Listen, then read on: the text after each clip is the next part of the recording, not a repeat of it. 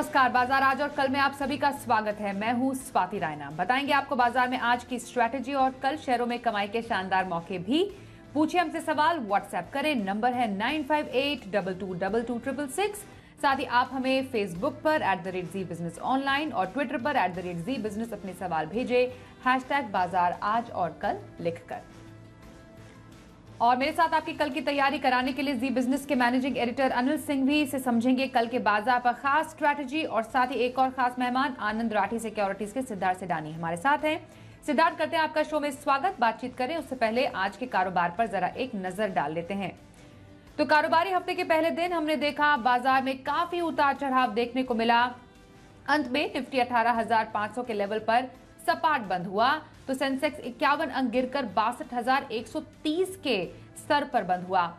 Bank Nifty 75 अंक चढ़ा और 43,700 के पार बंद होने में कामयाब रहा।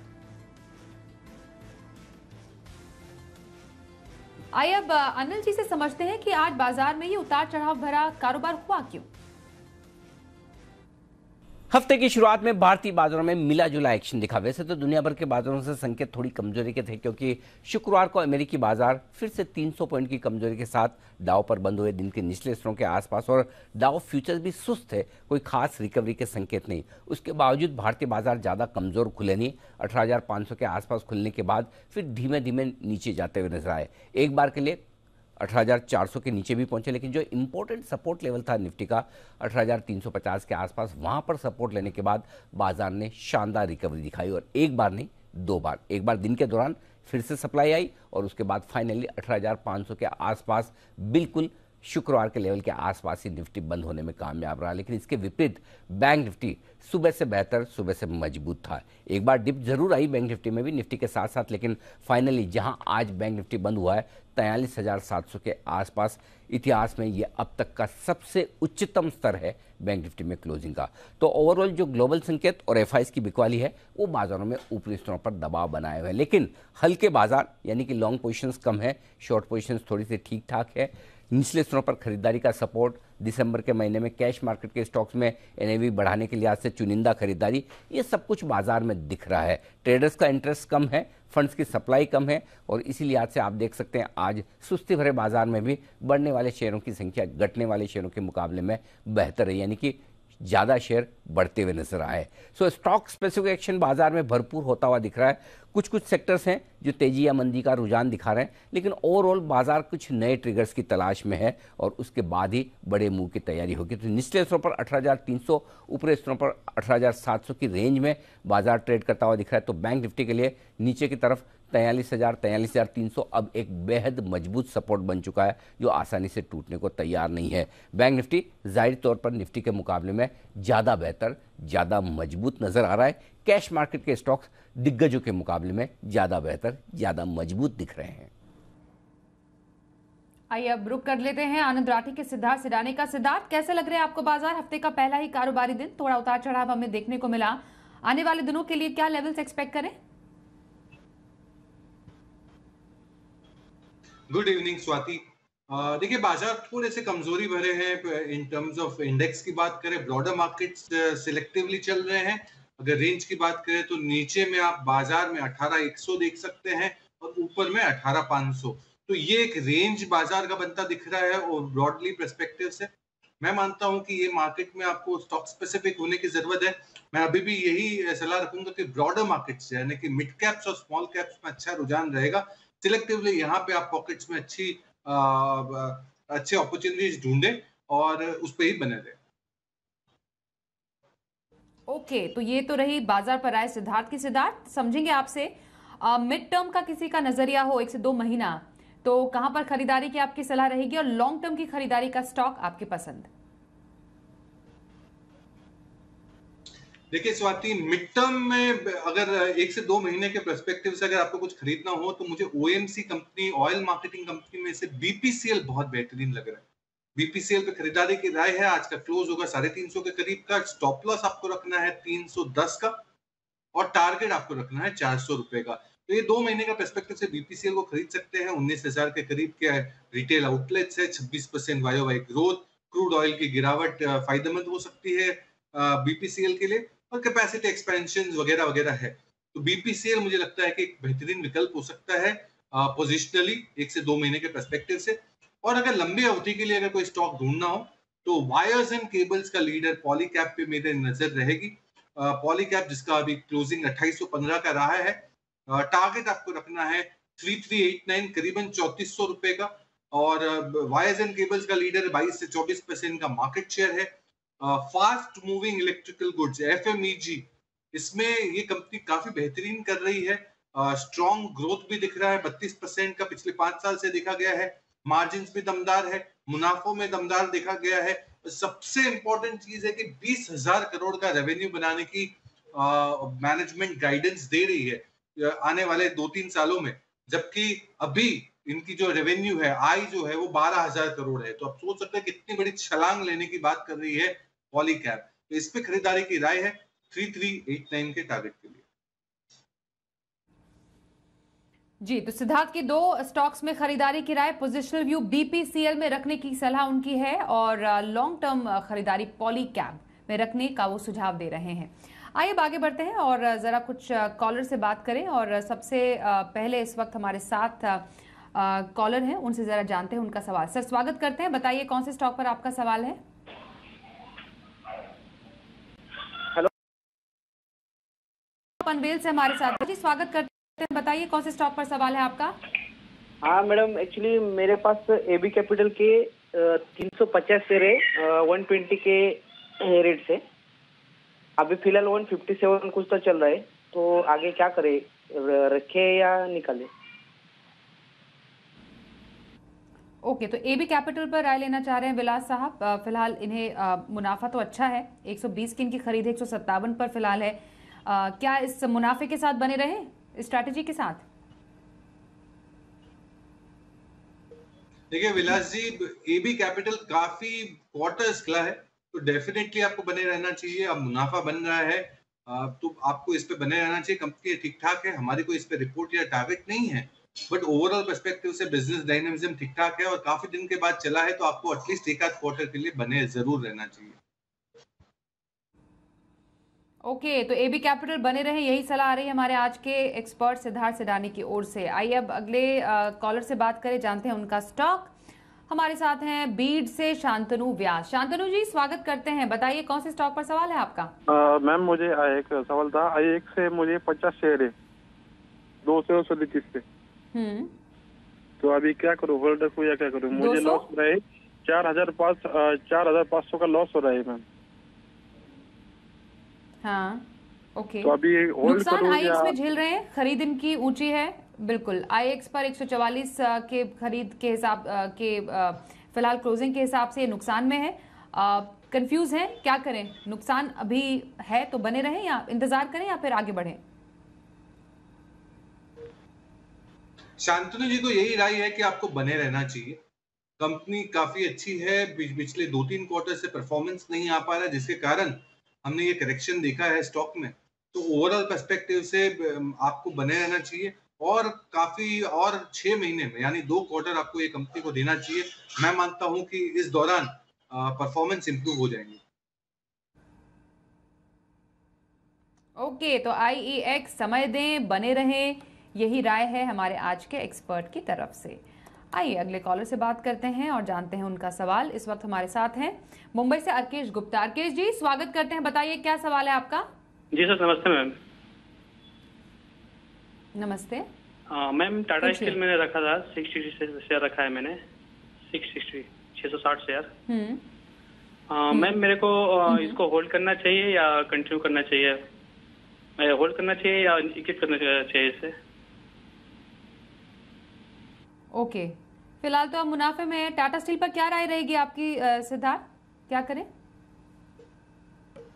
देखिए गुप्ता जी को बने रहना चाहिए, थोड़ा लंबा समय दे, 12 महीने का पर्सपेक्टिव दे और बने रहे, क्योंकि ये ग्लोबल कमोडिटी है। मेटल स्पेस टाटा स्टील अव्वल नंबर की कंपनी है, बट ग्लोबल कमोडिटी में उठापटक जरूर रहेगी। आपको पता है कि ग्लोबली ब्याज दर बढ़ रहे हैं, ऑल दो पीक ऑफ द साइकिल में हम आ चुके हैं, बट अभी भी मैं ये नहीं कह सकता हूं कि metals out of the wood है या आउट ऑफ तकलीफ है।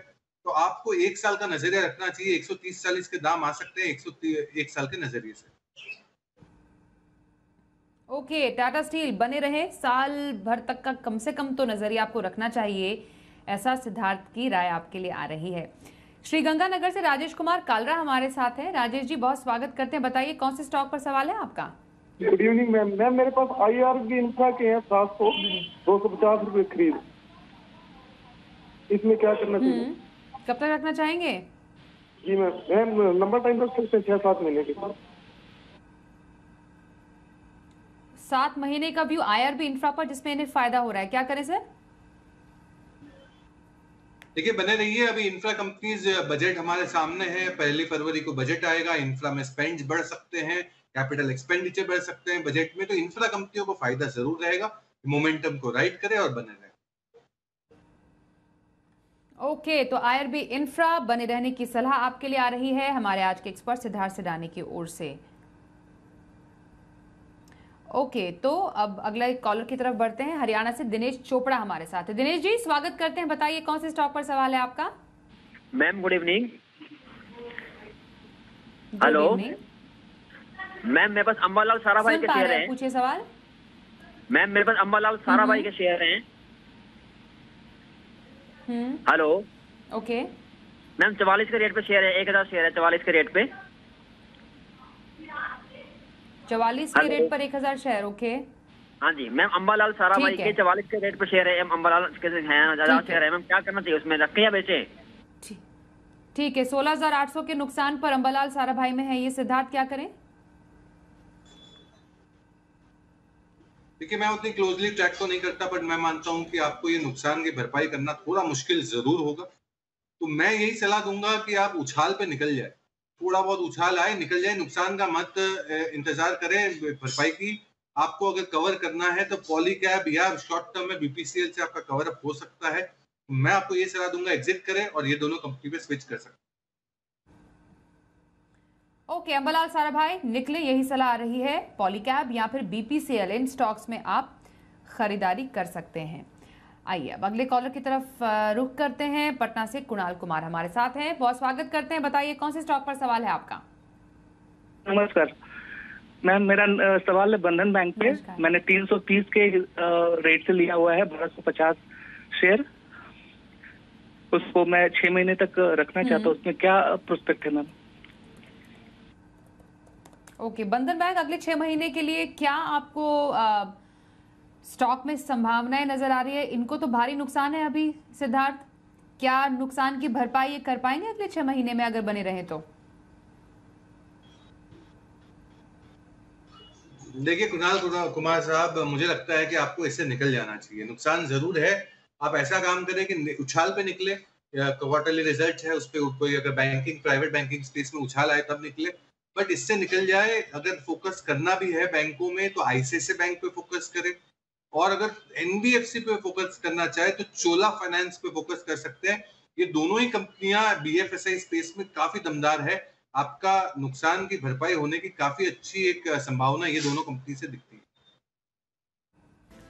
कल के बाजार पर क्या रखे खास स्ट्रैटेजी और बाजार के लिए अहम संकेत समझते हैं अनिल जी से।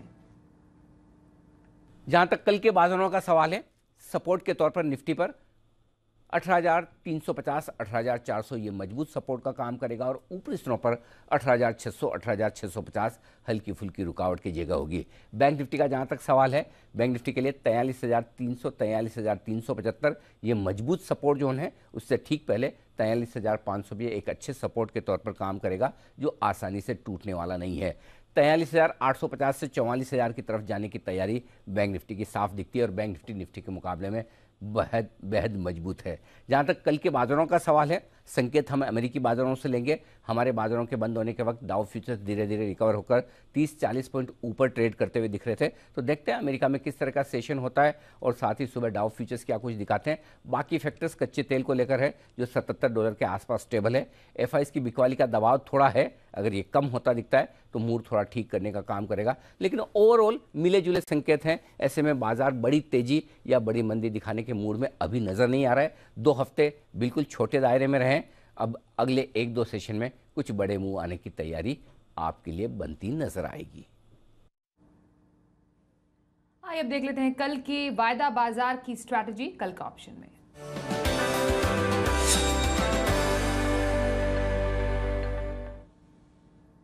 हमारे साथ है kiranjadhav.com के CEO आशीष केलकर। आशीष जी, स्वागत करते हैं हम आपका आज के शो में। कल ऑप्शन के जरिए कहां पर स्ट्रैटेजी रखने की सलाह देंगे?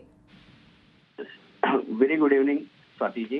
देखिए, आज के बाजार में हमने देखा कि एक अच्छे खासे ब्रेकआउट मिलते हुए देखे। बाजार साइडवेज था, लेकिन stock specific approach, stock specific action देखने को मिला। और जो फर्टिलाइजर स्टॉक है उसमें भी, और फर्टिलाइजर और केमिकल स्टॉक में अच्छा रुझान देखने को मिल रहा था। तो जो स्टॉक मैं एंटिसिपेट कर रहा हूं वो है चंबल फर्टिलाइजर। चंबल फर्टिलाइजर का 320 का कॉल ऑप्शन खरीदने की सलाह होगी, जो करीब 8.5 रुपए के आसपास ट्रेड होता हुआ दिखाई दिया। इसी के आसपास अगर कल के ट्रेडिंग सेशन में मिलता है तो खरीदने की सलाह होगी। मेरा स्टॉप लॉस जो रहेगा वो 5.5 रुपए का रहेगा। और मैं मानता हूं अगर हम एक हफ्ते का समय देते हैं तो 13 रुपया का पहला लक्ष्य रहेगा, 15 रुपए का दूसरा लक्ष्य रहेगा। एग्रेसिव ट्रेडर अगर कोई है तो उनको ये ट्रेड इनिशिएट करना चाहिए स्ट्रिक्ट स्टॉप लॉस के साथ। चंबल फर्टिलाइजर का ओवरऑल चार्ट स्ट्रक्चर बहुत ही बेहतरीन है, अच्छे खासे रेजिस्टेंस को तोड़ता हुआ दिखाई दे रहा है, इसलिए चंबल फर्टिलाइजर को चुना गया। ओके, तो कल के ऑप्शंस और 1 से 2 दिन का नजरिया हो तो इंट्राडे खरीदारी कौन से स्टॉक में की जा सकती है, जानते हैं सिद्धार्थ आपसे।